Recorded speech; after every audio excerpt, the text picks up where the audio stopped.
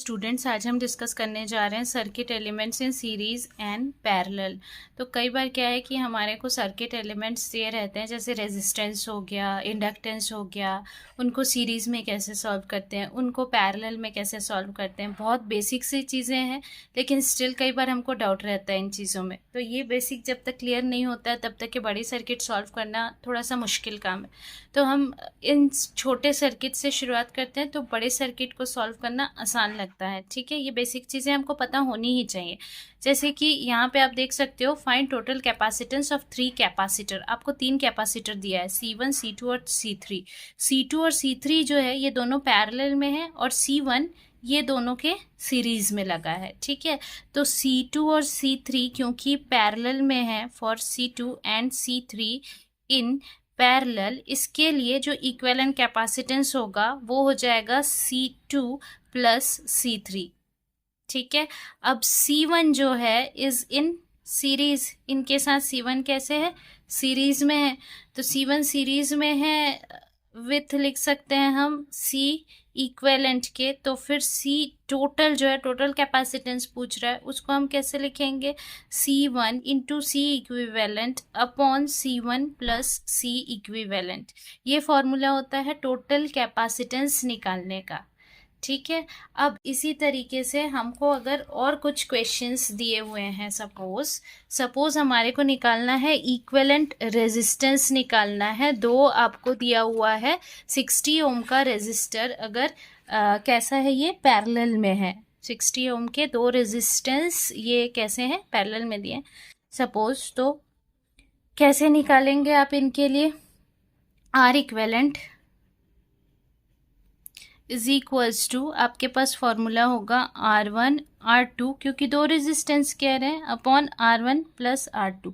तो आप क्या करोगे, 60 इंटू 60 अपॉन 60 प्लस 60। तो ये हो गया आपका 3600, और ये हो गया आपका 120। तो आपके पास क्या आंसर आ गया, 30। ये आपका आ गया इक्विवेलेंट रेजिस्टेंस। कब, जब पैरेलल में है। अगर यही चीज़ सीरीज में रहती तो हम क्या करते, R1 plus R2 plus R3 करते। ठीक है ना। अच्छा, ऐसे ही अगर हमारे को दिया है, सपोज इंडक्टेंस दिया है हमारे को, तो यहाँ पे जैसे इंडक्टेंस आपको दिया है, determine equivalent inductance, 3 parallel inductance हैं आपके, और इनका इक्विवेलेंट इंडक्टेंस निकालना है। पैरेलल में है तो आपके पास जो फॉर्मूला होगा 1/L equivalent is equals to 1/L1 plus 1/L2 plus 1/L3। मतलब ये क्या हो गया, 10 mH, H मतलब हेनरी होता है। ठीक है, जो इंडक्टेंस होता है उसकी यूनिट हेनरी होती है, 20 mH प्लस 1/20 mH। यूनिट यहाँ पे नहीं भी लिख सकते हैं, डायरेक्टली सॉल्व करके आंसर में लिख देंगे।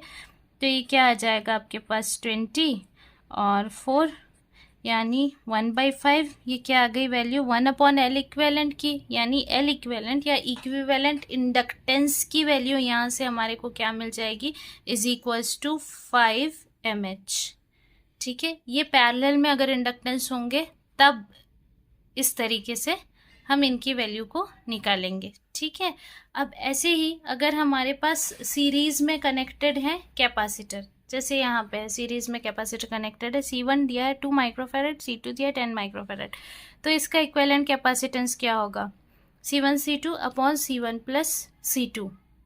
ठीक, तो 2 इंटू 10⁻⁶, 10 इंटू 10⁻⁶, और अपॉन में 2 इंटू 10⁻⁶ प्लस 10 इंटू 10⁻�6। तो यहाँ पे ये हो जाएगा 10⁻�6 को आप कॉमन ले लो, तो यहाँ पे आ जाएगा 20 इंटू 10⁻⁻12, 12 इंटू 10⁻�6। तो ये आ जाएगा 1.6 माइक्रोफेरेड। ठीक, ऐसे ही आपके पास अगर सिंपल रेजिस्टेंस है, इक्विवेलेंट रेजिस्टेंस कह रहा है, 3 रेजिस्टेंस का दिया है जो कि सीरीज में 750 ओम है। दो रेजिस्टर्स जो हैं वो 40 ओम और 410 ओम के हैं। तो फिर जो ओमिक रेजिस्टेंस है तीसरे रेजिस्टर का, वो क्या होगा, ये पूछा जा रहा है। तो R equivalent is equals to R1 plus R2 plus R3, simple क्योंकि सीरीज में है। ठीक है, तो इसीलिए यहाँ पे आप वैल्यू सब्स्टिट्यूट करो, आपको मिल जाएगी R3 की वैल्यू। तो इन ऑल अगर हम सम अप करें या फिर हम इसका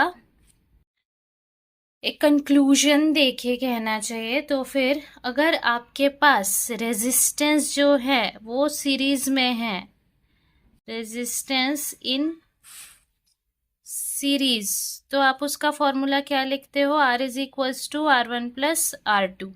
और अगर ये पैरेलल में है तो फिर आप क्या लिखोगे, R is equals to R1 R2 upon R1 plus R2।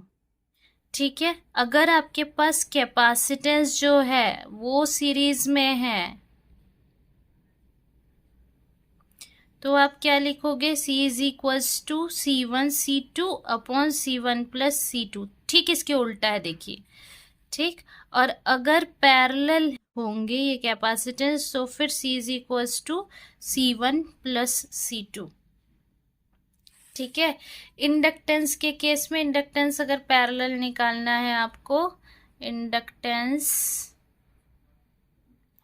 In parallel, तो L1 upon L equivalent is equals to 1 upon L1 plus 1 upon L2, इस तरीके से। ठीक है, तो ये बहुत बेसिक चीज़ें हैं लेकिन ये कभी बुक में नहीं दी हुई रहती हैं। तो हाँ, अगर हम बड़े क्वेश्चन सॉल्व करने जाएं तो छोटे, अगर हमको बेसिक्स ही नहीं मालूम रहे तो बड़ा मुश्किल हो जाता है। ठीक है, तो इसीलिए ये हमको आना चाहिए। तो अगर आपको इसमें कोई भी डाउट है तो फिर आप कमेंट सेक्शन में पूछ सकते हैं। Thank you.